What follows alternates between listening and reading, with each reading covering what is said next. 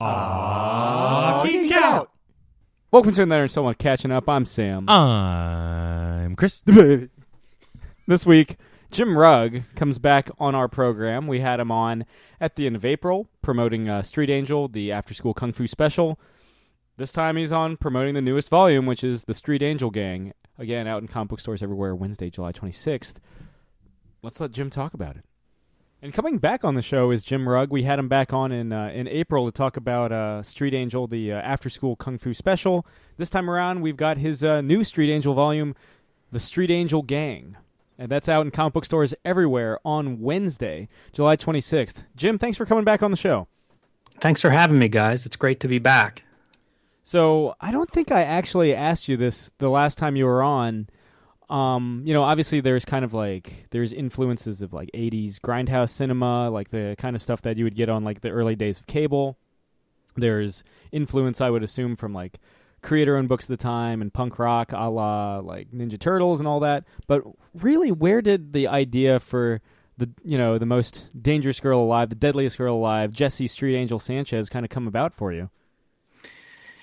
Well, I started reading comics, I don't know, I was probably 10 or 11, and I would read for a while and then kind of get bored of whatever I was reading. So I went through a Marvel DC phase, and as I was getting maybe not bored with that when Image started, then I read Image for several years and I got bored of that, and I started reading alternative comics and I got bored of those, and I started reading manga, and I would just kind of go through these phases. And at the time I was just kind of disenchanted. That's probably not the right word. I was probably just a little bit tired of what I was seeing on comic book shelves. This would have been like the early 2000s. And I wasn't seeing a comic that was engaging me. And Brian Maruca, my writing partner then and still to this day, we would just throw out ideas and try to kind of amuse each other. And Street Angel came about as a book that I wish existed, but we didn't see anywhere. So we made it ourselves. And I would describe that book as being fun. Each issue is kind of self-contained, which I think older comics used to do more of. You could just pick up an issue and get a complete story and, feel very satisfied. But in the early 2000s, decompressed storytelling was becoming more popular. So a lot of comics were one part of a 4-part or 6-part or longer series. And I just could not engage the same way. They tended to feature the same, middle-aged male protagonist, which again is, it's fine, but it was like all the books sort of looked the same in that way. And so we just started trying to create a book that we were interested in, and again, that wasn't on the stands at the time.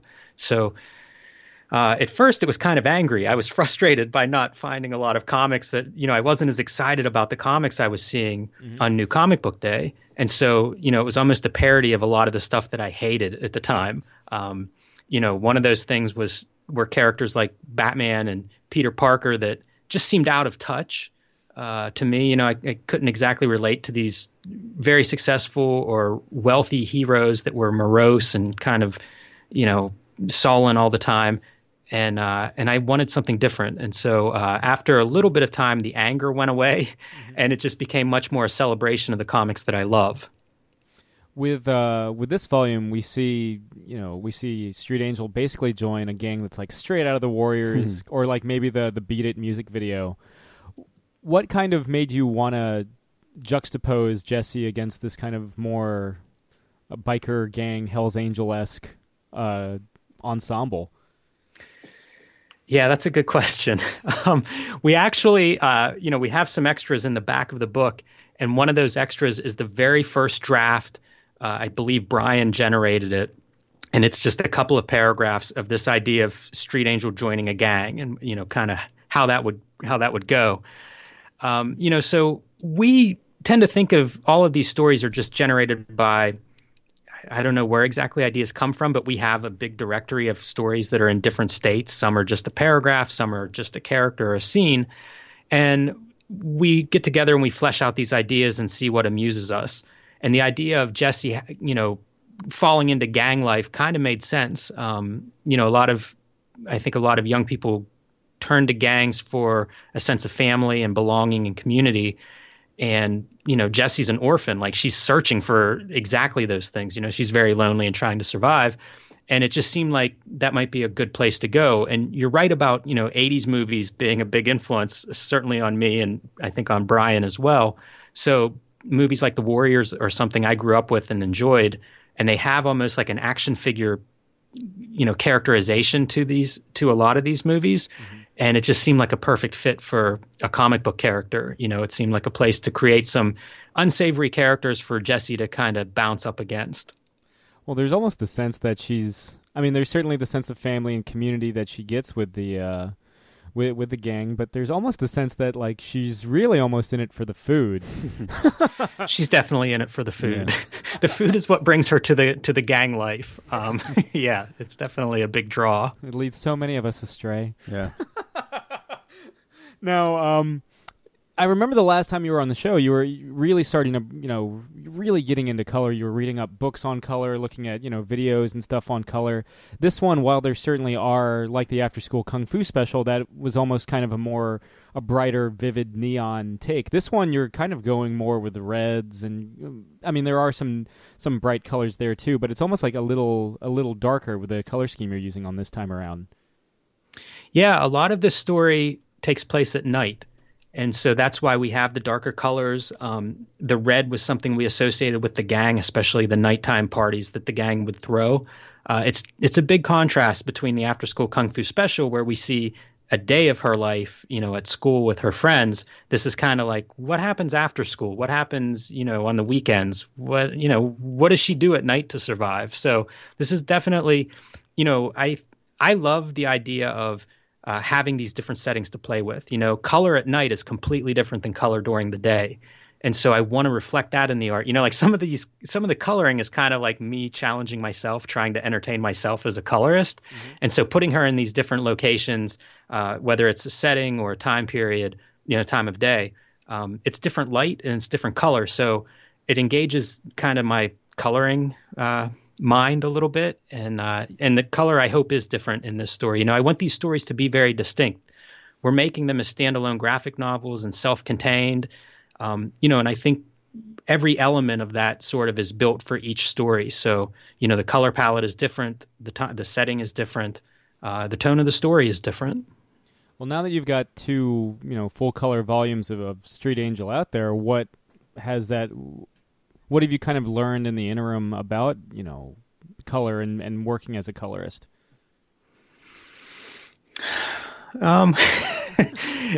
I never have good answers for what have I learned questions. I should work on this.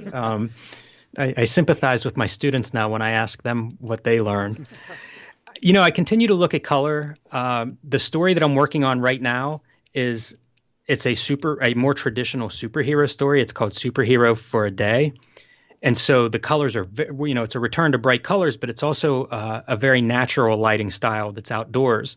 And so that's where I'm at right now with in terms of color and light, is just kind of like seeing what it's like on a bright summer day. It's sunshine, blue skies, and how does a superhero costume look in daylight? We don't see a lot of that I think a lot of the movies are kind of dark, very stylized lighting. Mm-hmm. And so I wanted to kind of like, okay, here's a day, Street Angel's out of school now. It's not nighttime. It's a bright superhero story. And let's see what it looks like in daylight. So a lot of my coloring lately has been looking for examples of that. Where do you kind of draw influence? I mean, you were mentioning like just your like natural surroundings, but is there any kind of work out there on the stands where you're like, that got it right, or that, that was really cool? That's a good question. Nothing is jumping out at me at the moment. I'm looking around my room and I see things like the Wes Anderson collection, which was a big book that was published, I don't know, a couple years ago, and I recently picked up a used copy. Mm-hmm. I like his color palette. I find it to be, quite an alternative if you think of somebody like Zack Snyder and say Watchmen and, and Superman. You look at Wes Anderson and it's a very different approach. It's pastels, it's primary colors. Mm-hmm. But I tend to look at a little bit of everything, and I'm not sure if there's a comic book I can point to right now that I've been looking at for this particular book. Have you seen, this is kind of a left field, but it makes a bit of sense, but have you seen Baby Driver? Because Edgar Wright's use of color in that film, I mean, it's you could argue it's almost like a masterclass in color theory on celluloid. That's exciting. I have not seen it, and I hope to see it tomorrow night. And I have not seen a single frame of it, so I'm very looking forward to that movie. And everything I hear about it, including what you just said, makes me even more excited. There are definitely a lot of movies that do interesting color work. I think Drive had a very interesting color palette. Certainly more of a neon night palette than what I'm describing with Superhero for a Day, but maybe a bit of an influence on the Street Angel gang. Yeah, it's almost kind of Drive was almost like neo-noir, and like because I mean, Baby Driver's like Drive by way of La La Land. It just pops. It's come for the colors, stick around for the soundtrack, and I guess the cars. Yeah. But so I mean, what can we? You were mentioning Hero for a Day. Is that the next Street Angel story? It is. Yeah, it's actually what I'm drawing right now. It'll be the third book that we put out with Image. I'm trying to think when it will come up in solicitation. It will be out in October, so it'll be coming through solicitation pretty soon. Cool. I got to say, one of the things I enjoy that you've touched on is kind of bringing back the self-contained story. Because look, I enjoy. I read all Marvel, DC stuff. I enjoy the different parts and this and that. But I have the worst memory. And so, I'll read like an issue of Superman, and then a month goes by, and I'm reading the next issue, and I'm like, what happened? Why is he here? What's going on? Why is this monster here? And so, yeah, one of the things I enjoyed about, reading, having you on both times and reading the two books is that you can read that story and feel totally just fulfilled by that. And you don't have to, necessarily remember, oh, what's this? What's that? It just, you read it and you enjoy it for that single book it is. I could not say that better myself. That was one of the things that I started to kind of like change my reading habits when everything became decompressed, and it would take months because I don't organize my comics well. Yeah, me either. My studio especially is bad at the moment. I'm looking around again and sort of it's been bothering me, but I just haven't had a chance to clean it up. But I ended up with comics all over the place. So if I'm trying to find, issues from 2 or 3 months ago, that's not a great way for me to read comics. Mm-hmm. And then the other part, especially with indie comics, I will often hear about a series or a new book and get very excited to go to the comic book store. And when I get there, they have one issue of, maybe it's issue 3 or something. Sure. And if it's part of a long story, that's not ideal. So since the beginning with Street Angel, like I've been aware that indie comics can be hard to track down. Everything I've ever done with Street Angel on the cover is a good starting point. Like they're all self-contained. If it says Street Angel, give it a shot. If this is a title that you're interested in, whatever you can find, that's a good place to jump in. Yeah, that's just super inviting for the reader to know that, too. They don't have to, if they don't have the first book, they're going to be out of, continuity, and they're going to be out of ideas of what's happening because but what happened at the Sadie Hawkins dance? Yeah, and I'm the same way. Like one of the books I follow pretty religiously is the Superman Rebirth stuff, and they're on issue at the time of this. They issue 26 has just been released. I haven't read it yet, but I have this problem where like I love the book, I enjoy it, I've really liked the stories they've been doing, but I have the hardest time remembering. So I usually have to like find the book, which is a chore in itself, to flip back and see what the last page was. So, okay, this is Black Dawn Part 7. Okay, this and that or whatever. So that's I always really enjoy the self-contained, the self-contained stuff, which I hope that's something that kind of catches on more. Yeah, I think about it too, and terms of length of story is something that I consider as well, because so many comic books pass across my nightstand and across my to-read pile, and it's very convenient if I can kind of like read the book as a short story as opposed to, a 300-page graphic novel or something that's going to take me some time, just because my reading is so erratic. Sometimes I'll read several books in a day, and other times, several days will pass whenever I don't do any reading. So if I'm, just relying on a bookmarker, sometimes I can be sidetracked over time. So, yeah, I mean, I try to make books that I believe in and that reflect my own interests and reading habits. And, that can be dangerous to do too much of probably, but it is reflective of kind of like the things I pick and choose to read and end up enjoying. Now with, this is the second volume that you've put out of Street Angel with Image. How has it been, working with that publisher? Because again, the standalone graphic novel format is unfortunately something we don't really see much. Certainly not from the big two anymore. So how's the experience been? Everything with Image so far has been great. It's still kind of a new experience for me, so I tend to be skeptical of everything. But so far, it's been awesome. I got the proof for the first book. It was probably after we had spoken the last time. And I remember being so excited by the color and the proof that I actually contacted them and I was like, what am I looking at exactly? Like, is this the same paper as the final? Because just in terms of production, it's so much better than what I was doing when I was self-publishing. Their support of that graphic novel format has been, I'm thrilled with it. So, and that was their idea. So far so good. I've been very happy with Image in every aspect. Well, that's cool. Beats the alternative. What is this? Yeah. This was supposed to be pink. Yeah. That's true.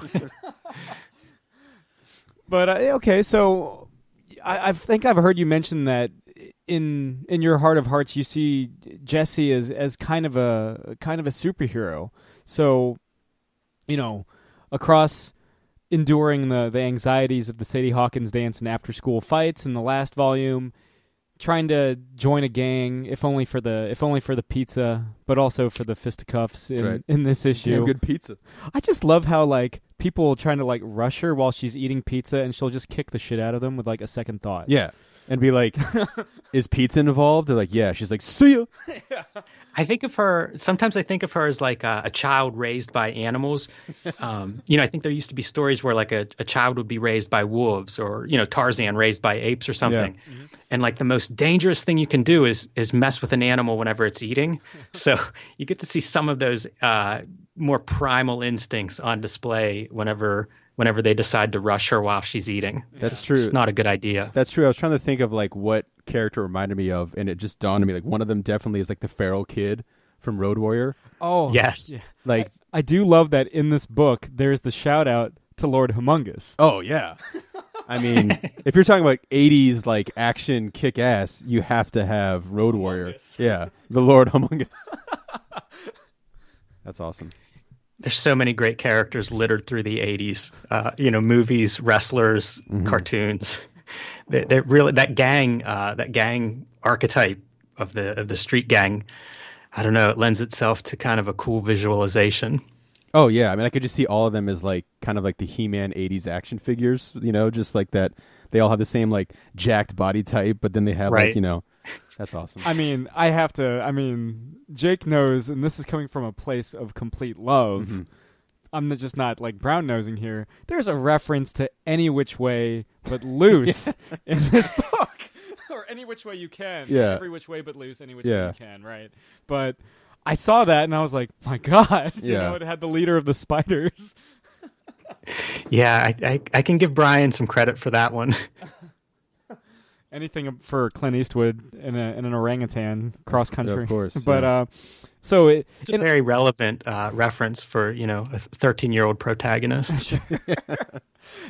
So I mean, in a lot of ways, you were saying this is a book that you wanted to see on the stands. It's not just your typical protagonist, but it's also kind of your love letter to basically everything you grew up with in the 80s.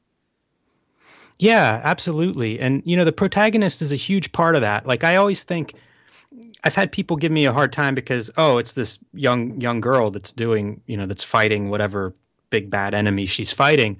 But it's no less realistic than, Bruce Wayne jumping off of buildings and doing stuff, or Robin doing something, or you know what I mean? It's kind of why shouldn't it be this kid? And I think superheroes almost make more sense with a kid protagonist because it's sort of I think it's a youthful fantasy for the most part. The idea of superheroes and superpowers and being able to stand up for yourself and kind of do what you want. Kind of the wish fulfillment element of it all. Oh, yeah. Yeah, absolutely. That was a huge part when I was young in reading it. So having a young protagonist, I hope reflects that, that idea of, you're a little bit invincible. You think you're a little invincible when you're a kid, but you also fantasize about the power and strength that you see superheroes having. So yeah, I mean, middle-aged Mutant Ninja Turtles doesn't have the same ring to it. this is true. Yeah, I'm just gonna stay in tonight. I can't do pizza. It gives me heartburn. Let's catch Gotta Colbert go to bed and at call like it a 10. I have night. to get up early tomorrow. Yeah. Oh man. Maybe it would work. That I might be read like that an book. annual or something. Just this hilarious. Yeah, they're just old and. Yeah, we have to get Kevin Eastman on the show. Ask him what that would be like. So Jim, I don't know if you recall, but this is something we ask of everybody that comes on our program. What are you currently geeking out over? All right. My favorite thing lately has been the Netflix show Glow. Ah, yes. Oh, yeah. I'm a big wrestling fan, and I liked Community, so I have enjoyed that show tremendously. Mm-hmm. Get that Alison Brie, sure, totally. Yep. If I may, now you have opened Pandora's box a bit. Who was your WW, I guess at the time, F superstar of choice, or who is your wrestler of choice from the 80s? Roddy Piper. Yes. Roddy Piper. If you had asked me what I was, geeking out over, I don't know, a year ago or 6 months ago, it would have been his podcast. Oh yeah. Oh man. I started listening to it shortly before he passed, and once he died, then I was like, I had all of these episodes, like 50 episodes, and I would try very patiently to be like, you can listen to one today, to try to stretch it out. So I would have to say Piper, but man, the 80s stuff I really like. That's when I started watching wrestling. So there's quite a few 80s wrestlers that I enjoyed. I mean, I feel like that was, I mean, all due respect to like the Extreme era or what's going on now.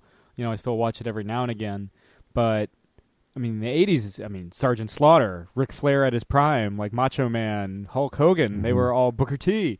They were all... I mean, Ultimate Warrior is still one of my favorites because, like, nobody else would tire themselves out before they even started the match because he'd run like a half a mile down the runway and just shake the ropes until they ripped off, and then he's like, "Oh shit, now I have to wrestle." That's what he had.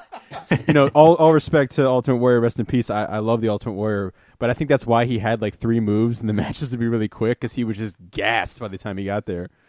But I was a big Warrior mark when I was a little kid, for sure. He was. His promos. There is nothing more insane. Hulk Hogan, tear off the cockpit door, Hulk Hogan. He's talking about how he's going to crash his plane before WrestleMania. And, I'm glad that WWE and him kind of made amends before he died, and he got a little more just due. Because for the longest time, the only thing you could get officially of the Ultimate Warrior, which I have, is that like self-destruction of the Ultimate Warrior documentary, which is everybody shits on. I have to. I think I might wear a Ultimate Warrior shirt to San Diego Comic-Con. Oh, I got a couple Warrior shirts, man. You I do? got the Ultimate Warrior pop. That's like the best pop figure of all time. Is the Ultimate Warrior pop. That's fantastic. Yeah. Jim, if I may dangle this potential breadcrumb, Jesse Sanchez in a cage match. Just putting that out there. Let me tell you, we talk about that almost every week when we meet. So I am always trying to figure out ways to get her involved in fighting, cage fighting, wrestling. Competitive eating is competitive eating would be hilarious. Yeah. Takes on Joey Chestnut. Yeah. Oh my God. So we're working on it. At least we're thinking about that direction. That's great. That's awesome. Yeah, no, 80s wrestling though is just unlike anything else. I remember my brother and I, we used to we'd go to Blockbuster and we'd rent. They had like the VHS of like best of, yeah. And those are the times. You get the Piper's Pits and everything, and the Mean Gene in between. Mean Gene. I'm so excited with all the podcasting and the guys from that era now talking about their experiences. Mm-hmm. It's almost like it's kind of rekindled that era of wrestling. Sure, yeah. I spend a lot of time listening to wrestling podcasts. That was another possibility for what I'm geeking out over. Mm-hmm. I feel like that's something that I tend to listen to. And the funny thing is, I watch almost no wrestling. Huh. Same with sports. I enjoy reading accounts of sporting events, but watching them is not as usually fails to deliver. Yeah, I'm kind of the same way. Like when I was in middle school, I was actually more of a WCW kid. My brother and I was really into like Diamond Dallas Page and Rey Mysterio Jr. and like Chris Jericho, and he was still tiny. Yeah, not Dad Bod Jericho. Yeah, Dad Bod Jericho with the scarf and everything. But yeah, and yeah, same kind of thing. I try. I don't really watch it anymore, but the podcast and the documentaries are just amazing. Like those.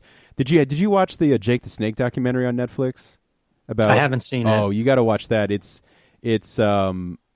pretty devastating. It's where basically Diamond Dallas Page, who was my favorite wrestler when I was like in 7th grade, he's got like the DDP yoga, which you probably hear as like commercials on every wrestling podcast, like Talk is Jericho and stuff. It's on my summer to-do list. Yeah.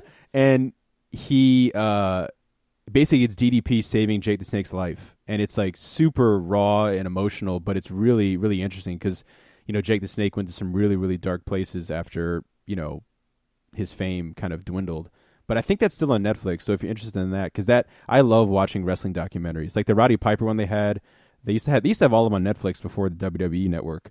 But the Roddy Piper one was fantastic. There's a great part where he's like, I've never been pinned in my entire career, and they show a match where he clearly is pinned. And smashing coconuts on heads, and just it's a damn shame that he's gone too, like way too young, and a really funny guy. I wish he had done more acting, more than just They Live. Yeah, we did. Was it Hell Comes to Frogtown? Was that the other one he did? Yeah. Which, again, They Live is primo Piper. They Live I think that's a great movie. It is, such a fan of it. Piper always used to tell the story about he and Jesse Ventura were supposed to do a show in the 80s. It was kind of in the era of A-Team, sort of these cartoony action shows.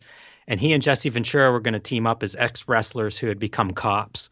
And I guess it was very close to being a real thing. Yeah. And then the bottom fell out at the last minute, unfortunately, because I think that would have been... I would like to see an episode or two of that. Ventura ran away with all that Predator Running Man money. Yeah. Right. Yeah. This is one of those things too where like I just like let comics pile up, but I have a graphic novel where it's Roddy Piper fighting monsters, and he's just in the the hot rod shirt and kilt, and he's running around just beating up monsters. And I haven't actually read it. I bought it solely because the cover. I was like, if I never read this, it doesn't even matter because this is just the greatest cover. I think he could just be having tea in the interior. He doesn't even fight monsters. Yeah, he's just having tea. But he also shows up in Saints Row 4, the video game. You can call Roddy Piper to come and save you, and I would just call him every couple seconds in the game, and he would just to have him show up, and we'd walk around Saints Row City or whatever the hell it is. It was freaking awesome. Well, shucks. So you mentioned Chris Jericho, and he just had an episode on I really liked. It was an interview with Bruno Sammartino. Oh, wow. And Bruno Sammartino he moved to Pittsburgh whenever he was very young. Mm-hmm. And so like he's kind of a local legend. I'm from Pittsburgh. Okay. And to do the interview, they conducted it at an Italian restaurant that Bruno likes. I guess it's one that he frequents. Yeah. And so it has like this little ambiance that's kind of a nice detail. But Sammartino's story is amazing. Like he was in Italy and his father was in the States whenever the Nazis invaded his city, and they had to flee to the mountains to hide out. And for years they had to hide out until the war was over. It's an amazing story, and he kind of goes through it on that episode. So if you're a Jericho fan, I'd recommend that episode. Yeah, I've enjoyed. I kind of would kind of like pick and choose certain episodes with him. Like it's funny, when I was a kid, I hated Chris Jericho because I know you were supposed to hate him. I couldn't stand him. He was always beating up Rey Mysterio Jr. and I hated him.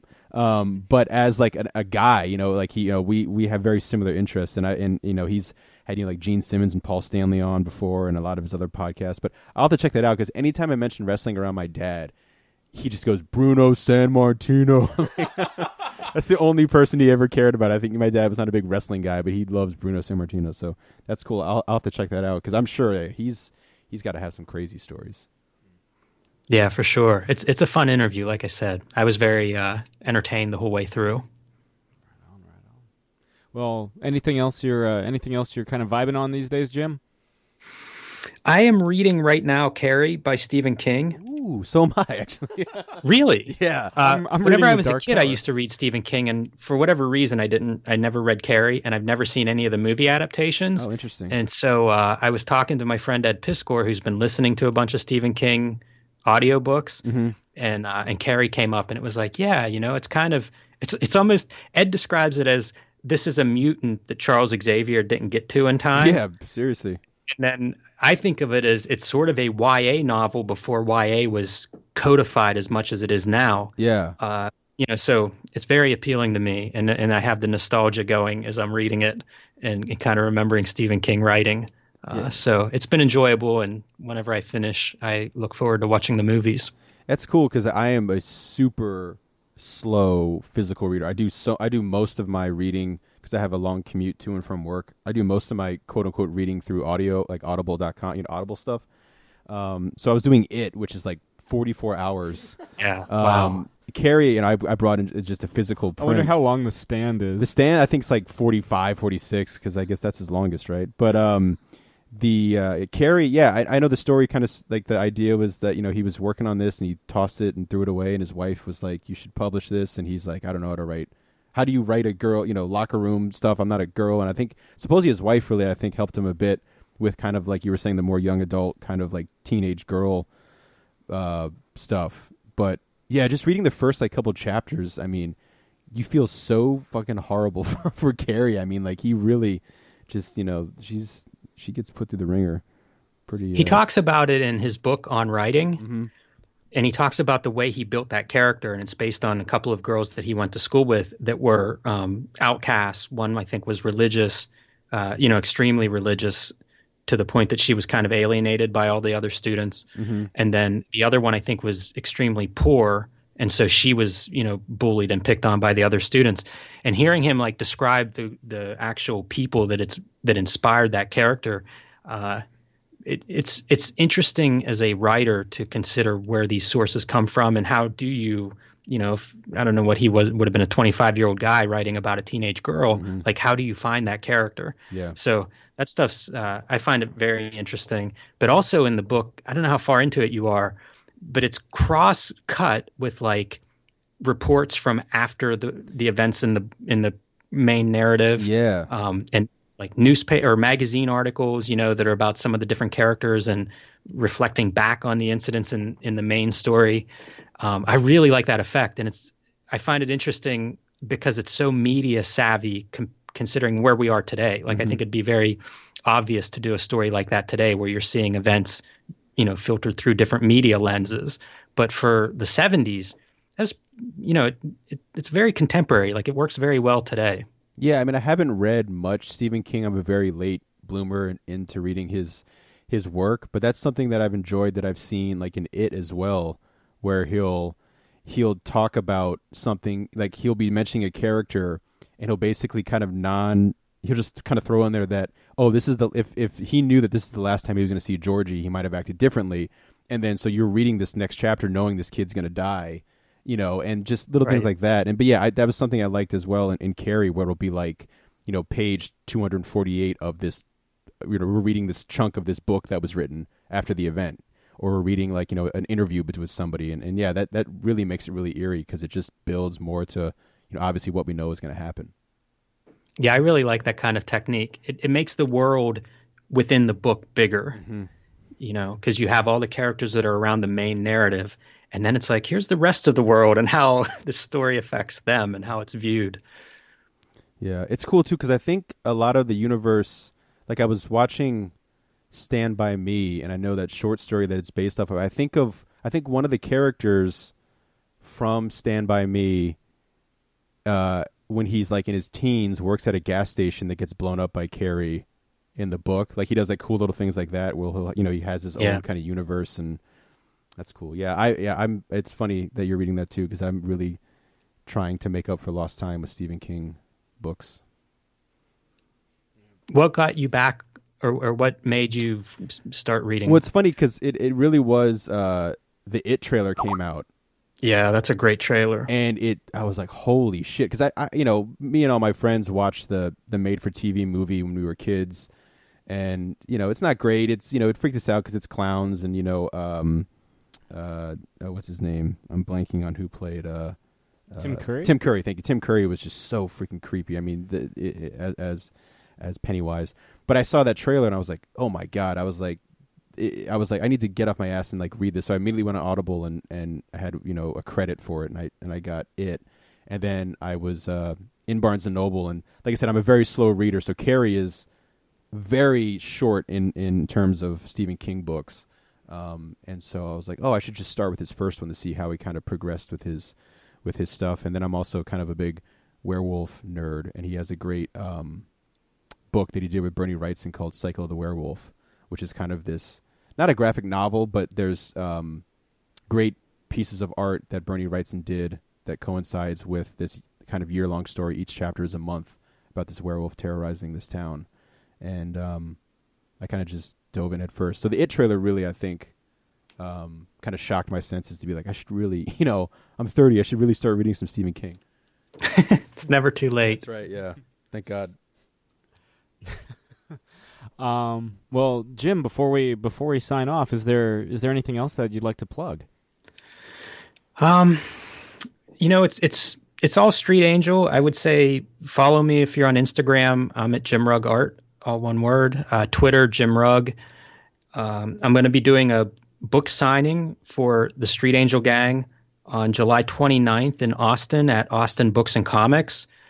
But yeah, if you follow me on social media, I tend to post lots of this stuff as well as artwork. I posted a Bruno Sammartino drawing today. Cool. So, I'll check it out. in honor of that podcast. So if you like my art, if you like my comics, if you like this episode of the podcast, I would say follow me, on Twitter or Instagram, and that should keep you up to speed. Are you going to be at San Diego this year? I am not going to San Diego this year. Shucks. We'll get you next time. Yeah, for sure. You guys are, Sam, do you work at George Mason University? Yes. Yes, I do. I think I'm going to be doing something there in September. Oh, cool. Yeah, well, I'll be there. So is it for the fall for the book? I haven't worked out all of the details yet. I have a friend who teaches book arts there, and he's teaching a comics course this fall. And I guess maybe they're bringing a few cartoonists through. There's an exhibition that's coming that's comics related. So I think they're having some various programming. But I plan to come there, and I'll probably do a guest lecture and a workshop. And I think I'm going to make some kind of risograph zine while I'm there. So I'll probably be there the week before SPX. Okay, cool. Yeah, if you need any, if you want to catch coffee or just hang around, Fairfax, let me know. I'll be around. I will take you up on that. Sweet. All right. Well, again, the Street Angel Gang comes out Wednesday in comic book stores everywhere. Wednesday, July 26th. There's like 52 Wednesdays. There's a lot of Wednesdays to choose from. Yeah. But specifically July 26th. Yeah. And then check it out. And of course, Street Angel, the After School Kung Fu Special, is available in comic book stores everywhere and book stores at this point now. So, Jim, thanks again for coming back on the show. Yeah, thank you for the After School Kung Fu special plug. I had a note to not forget that, and I would have hung up without saying anything. So yes, that's available everywhere books are sold. So check that out. I had no idea Jim was such a wrestling fan. Me either. I'm glad he said his favorite was Roddy Piper, because he's one of the all-timers. I'm really kind of sad that I missed that portion of the interview. I had to step away while you guys were recording because I felt gross from work, and I had to shower in our in-studio shower because we're so fancy. It's for chemical spills. Yeah. And when I walked back, all I hear is like Rey Mysterio and Chris Jericho, and I was like, oh, man. I could not think of the word cruiserweight for some reason during it, so I was like, yeah, back when Chris Jericho was tiny. I could not think of cruiserweight. But you know what? That did inspire Sam to say Dad Bod Jericho, which is probably one of the best insults ever flung at Chris Jericho that I've witnessed, and it was by my boy Dean Ambrose. What? Who's now married? Yes, to Renee Young, commentator. Not commentator, backstage interviewer. Should be commentator because she's that good. Hopefully for the Mae Young women's tournament that WWE is doing soon. Hopefully she gets to edge her way in there, because at the very least it should be an all-female commentary team. Yes. Just like the Cruiserweight Classics was an all tiny guy. When's SummerSlam? It's end of August? End of August. Sometime in August. whenever the pay-per-view gods align. Yeah, that's the next big one, I Yeah, think. and they've been doing it I think it's in Brooklyn again this year. The last 2 years they've been doing it in Brooklyn, Like at the Barclays Center. Yeah, and it seems like that's the home of SummerSlam, which is fine by me. It's a good arena. One of these days, I'm going to use it as an excuse to go back up to New York. Be like, I'm going to SummerSlam. The only problem is even the cheap seats are hundreds. Yeah, the cheap seats at SummerSlam, although cheaper than WrestleMania, are still more expensive than the expensive seats that I buy at pay-per-views at the Verizon Center. Yeah.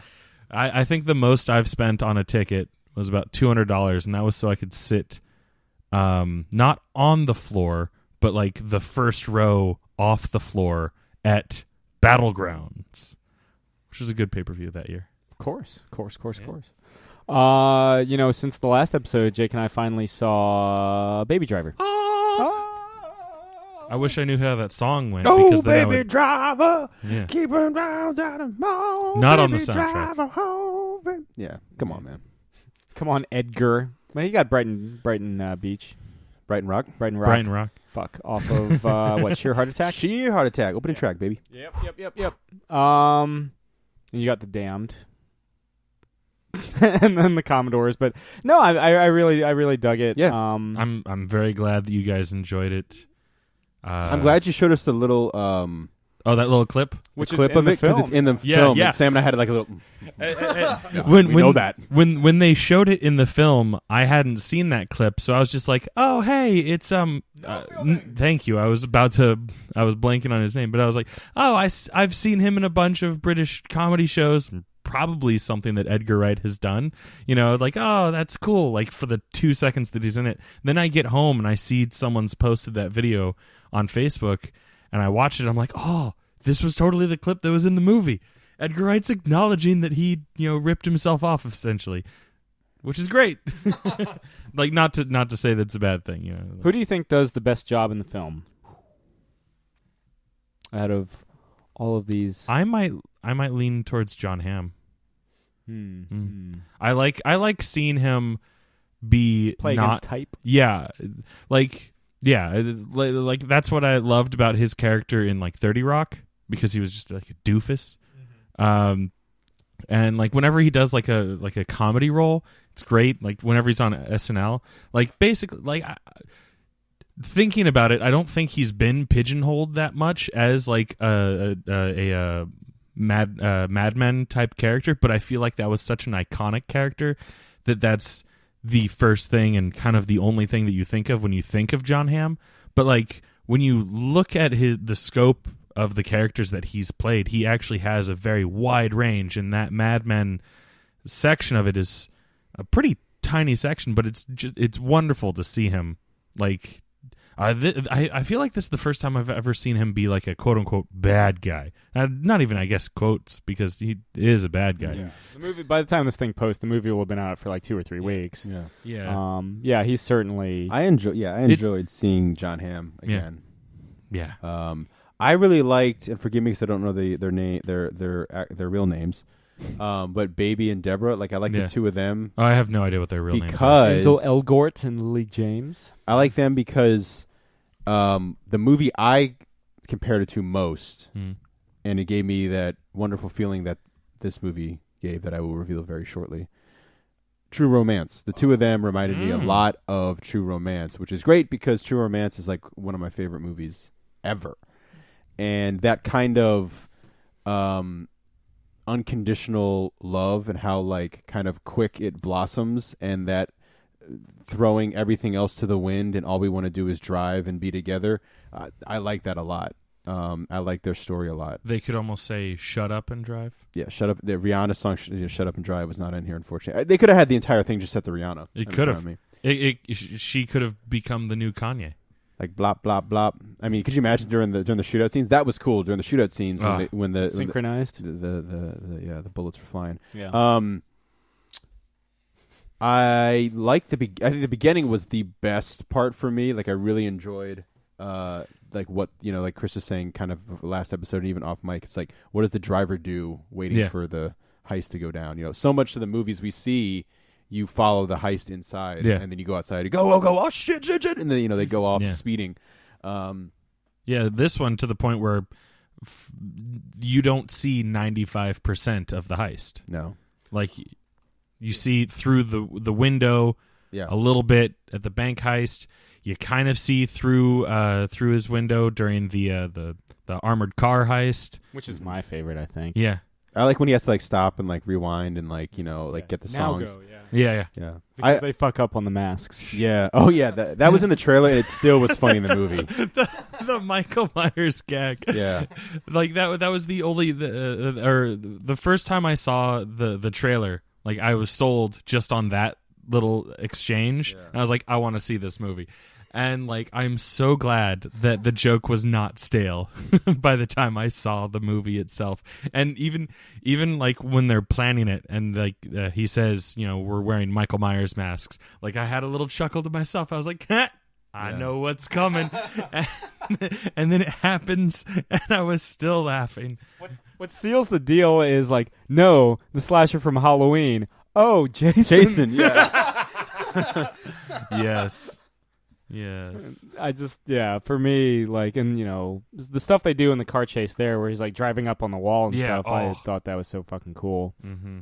No, it's is it a perfect film? No, but it's my favorite movie of the year so far. For me, it kind of loses its way a little in the final act, when things go off the rails, because it's a heist movie. Things always go off the rails unless it's Ocean's 11. It was always part of the plan to go off the rails, Sam. That 12 and 13 are the only heist movies where everything goes immaculately. But yeah, because then it kind of shifts from jazz to the anarchy and chaos of punk rock, He's got a soundtrack for every situation. He does. Also, he does that thing that he does, not as step by step like in Shaun of the Dead, but he does that thing where the bank teller through the Dolly Parton lyric tells you the second and third act, or basically the third act of the movie, where she's like, you can't have a rainbow without some, or you can't have your rainbow without some rain or whatever. And so the whole third act, it's raining, and you get that moment where he comes out of jail and you get the nice rainbow, and it's there's your Dolly Parton lyric, you motherfuckers. No, it was cool. Like I said, and having when they mentioned Brighton Rock, he was like, do you have a lucky song or whatever? And he's like, Brighton Rock, and the first thing I thought of was guitar solo, man, because that's a legendary, that's the kind of guitar solo that Brian May plays on that is usually something that you hear on the live version, but majority of Brighton Rock is Brian May's insane guitar solo and the riff in the end that I was glad when they when John Hamm's here's your fucking Brighton Rock whatever, and just cranks it, and they have basically their final confrontation set to Brighton Rock. It was awesome. Yes. And then Chris, you also saw House. The Hoose. Oh. Yeah. I had 4th of July off. So I wanted to celebrate it on the 3rd of July by going out late because I knew I didn't have to wake up early the following day. So I went to a late screening, and it was literally I walked into the theater. I didn't buy my tickets online.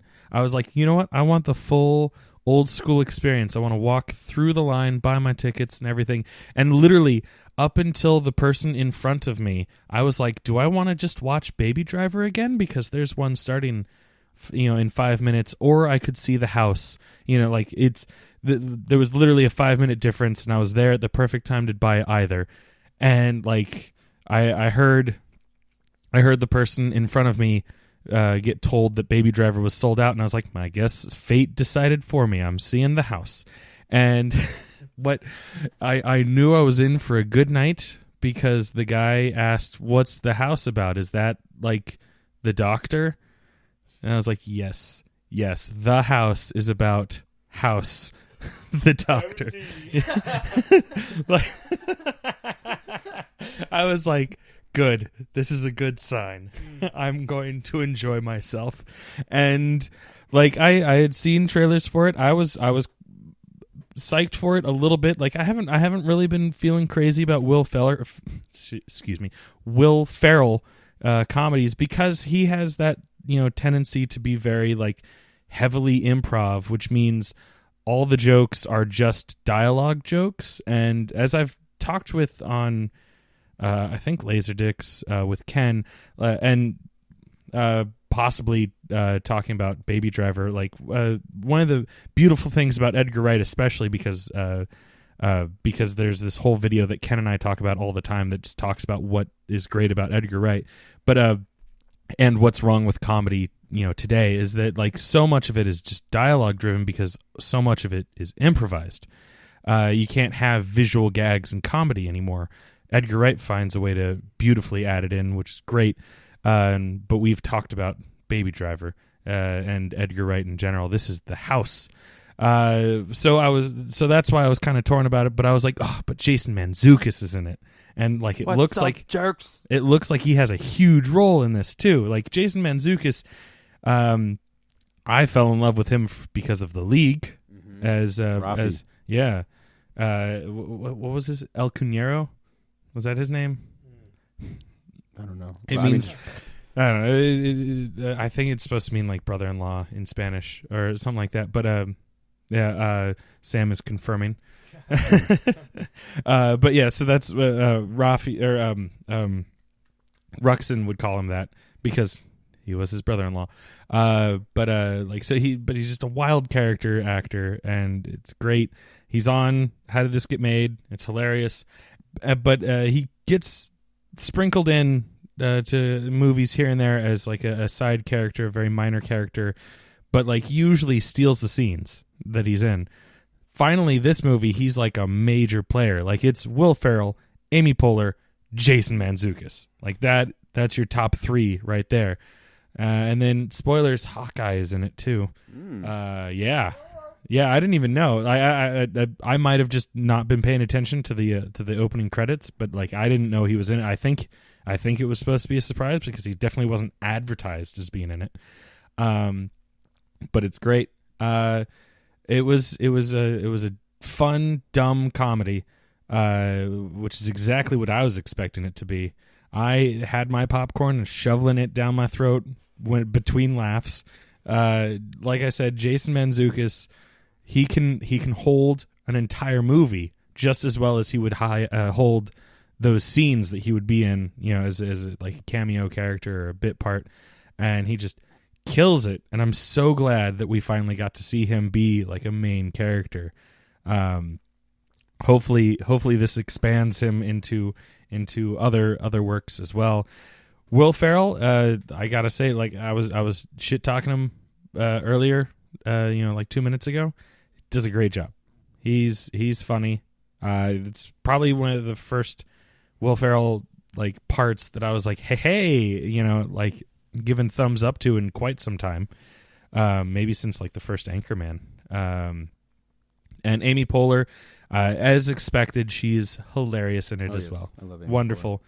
And you get a lot of if you're fans of any of their work, you get a lot of like their regular bit players, sneaking in as well. There's Nick Kroll and Rob Hubel, who were both, peppered in Parks and Rec, and they were in The League plenty as well. So they jump in. A couple people that I recognized from SNL. And just like mainstay, like Comedy Central, people that like you just see all over the place. So everyone was being funny and fun. Nice.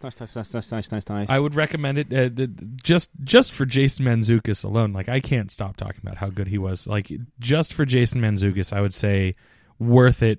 Even, like a cheap day ticket, if you're worried about like the rest of the movie not being up to snuff, cheap day ticket, Jason Mantzoukas pays for itself. Cheap day ticket, Jason Mantzoukas. Yep.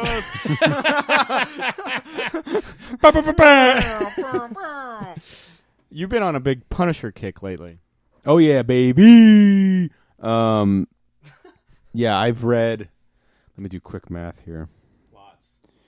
Like upwards of 30 issues of the Punisher in like a week, just nonstop, baby. One of them being Becky Cloonan. I've caught up on her run. I've been wanting to read like current. Next week. Yeah, that's right, baby. Current little homework, but current Punisher. I wanted to kind of get caught up on that, and so read the 13 issues that are available right now. Fantastic.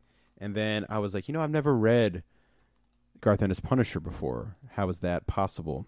And so I read his first foray really into the character with Steve Dillon, the 12-issue series, which is really known as Welcome Back, Frank.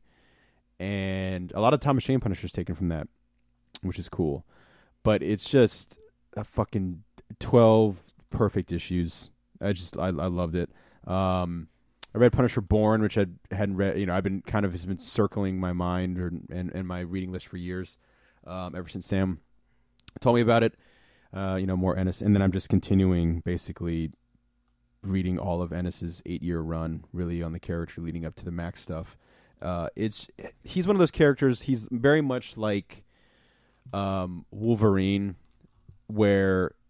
and really good Batman, where it's like, don't overthink Frank Castle. His outfit is literally black and white. Don't overthink the guy. When you overthink the guy, you get into this just mix of just stuff you don't need. An issue that I keep kind of referring to, modern day stuff, is issue 13 of Becky Cloonan's Punisher run, which is just kind of a day in the life of Punisher hunting down this gun that's been stolen from him and sold to a pawn store and gone to this woman, and it's kind of him just getting his gun back. But outside of that, Garth Ennis, is kind of like, I look at it, the way Frank Miller didn't create Daredevil but revolutionized him. Grant Morrison, Animal Man, Alan Moore with Swamp Thing. They didn't create these characters, but they pretty much revolutionized them and put their stamp on them. Garth Ennis is in the same with the Punisher and Steve Dillon as well. And in that Welcome Back, Frank, Sam and I were kind of talking about it, where like Frank almost seems bored at times. Like this is just more of him having to just take out these punks and scumbags. And maybe the best summary, or maybe just mission statement of Frank Castle I've ever read, very rightfully so, comes from Garth Ennis. I don't remember which issue it is. It's towards the end of Welcome Back, Frank, where he's shot up and he's lying in bed and Joan's taking care of him, and she goes something to the extent of, "Why do you kill these people? Why do you do this?" And he responds with the most Frank Castle thing ever. I got fucking chills already. He's just like, "I hate them." And it's not, and she has this kind of like really heartbreaking response where she's like, "Oh, I thought you were going to say because you want to make the world a better place." And that sums up, I think, Frank Castle right there. Also, I think if you try to write Frank Castle as like a superhero, you're kind of doomed, because he's not a superhero. He's, they keep throwing around the term anti-hero, and I know that like that's kind of like this thing, but not even anti-hero like works for me. He's just he's basically a villain. Really, I mean, he's killed. Started off as a Spider-Man antagonist. Yeah, but this idea of we wish. I'm speaking for everybody, obviously, but I think when we read Punisher, like we wish we could be that. Have that black and white and be that kind of strong decision. I'm not saying that violent as Frank Castle, but have stand up for yourself, and that idea where like I do like whenever they do throw it in there every so often, and Welcome Back, Frank does it so well. It's in the Thomas Jane Punisher as well, but it's done really, really well in the Garth Ennis stuff. Obviously, where it originates from is that where Frank will reach out to somebody, and it's not a.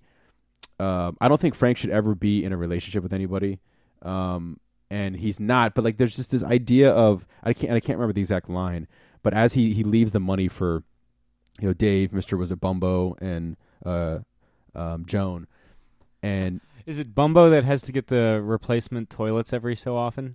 Well, yeah, they're like you gotta get it. And he asks, "Does it come in adamantium?" And then also the way they kill the Russian in that is Frank goes, "Welcome to New York" or whatever, and smothers him for 25 minutes. Like he's like, "Oh, it's like 20 minutes. How long?" And they just smothers the Russian. under Mr. Bumbo, and he's just like, this is a little uncomfortable, and he's just Frank on top of Mr. Bumbo on top of the Russian, and he's just like, how much longer? And it's just like 5 more minutes. Yeah, 5 more minutes, and they just have this, just the 3 of them just lying there. It's and you know, Garth Ennis's humor is so great. I mean, but there's this moment, and maybe, you know, if you can remember it too, Sam, I don't know, because I don't know, I'll butcher what he says, but there's this thing about Joan being afraid all the time, and she doesn't want to leave, and she wants to leave, but she can't leave. She's afraid, and Frank's like, just go. That's his thing. She's like, how do you do this? He just go. And he leaves the little note with her, and it says, just go, and it has the pile of money. And he has this line where he's like, I may be damned, but I'm not going to damn the good people around me. And it's kind of like, I almost got like a lump in the throat, because it's just the shot of this guy in a trench coat walking away, and he can't have friends, you know? And it's not like, you know, feel bad for Frank, but like there's still that thing in Frank. That's what separates him from the villains. And because I think it'd be very easy to get like wrapped up in like he busts in with an Uzi and kills all the bad guys. Yeah, I mean, he does very much take glee in what he's doing. You know, I think he refers at one point, this is Christmas in issue 1 of the follow-up series. But he's one of those characters that he's just fascinating. I think he's fascinating in his simplicity. In his design, in his look. I think it's going to be tough to ever get Frank in the white gloves and white boots again, which I love. That I think that's one of the coolest looking outfits. I was so happy to see him in it in Civil War. Oh, he looks so... I mean, very short, but he looks so badass. Like I said, we always throw around that, you know, if you could write X character, who would be your artist? You know, if I could ever write the Punisher, it would totally be Steve McNiven, because of 1, how he draws violence. I mean, Jesus Christ. And 2, just look at how he draws the Punisher in Civil War. That also leads to a moment that I totally forgot about, which is pretty heartbreaking as well, is where he, I guess, saves Iron Spider basically from S.H.I.E.L.D. Yeah, he kills Jack-O-Lantern and Jester. And he kills them in like their team meeting, because he's like, he kills Goldblug and Plunder. That's right. He kills them in the meeting because like, bad guys. Blah. And then Cap is like, you murderous piece of trash, and beats the fucking shit out of Frank Castle. And Frank doesn't fight back, and he's like, fight back. He's like, not against you. Like, he won't fight Captain America. And I forgot, I think Spider-Man says something like, you know, why doesn't he fight back? Which is very like uncharacteristic. Well, like Spider-Man goes, same guy, different war, and it's like, that's not true. Well, I mean, I think what they were going for with that, and Cap agrees with you. He's like, I'm nothing like him. Yeah. And Frank's just his bloody pulp. He's like, throw his guns in the incinerator and get him the freak out of here, because I'm not going to drop the F-bomb. Again? Yeah. Even though you... Okay. Well, no, I mean, Captain America wouldn't drop the F-bomb. But no, he's, get him out of here. And, I forgot, there's one character's like, you kidding me? Like, Captain America's probably why Frank joined up in Vietnam. And I get, like, because, World War II, it's, like, clearly good versus evil, and it's, there's so much about World War II, and Vietnam's taken on all these other, dark, nasty kind of things. And Frank is something that comes out of Vietnam, and Captain America is something that would very much come out of World War II.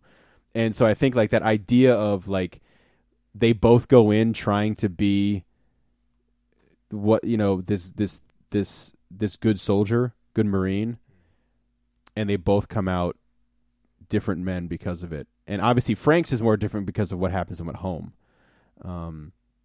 So I get kind of what they're saying with that, because Frank does represent Vietnam and Cap represents World War II.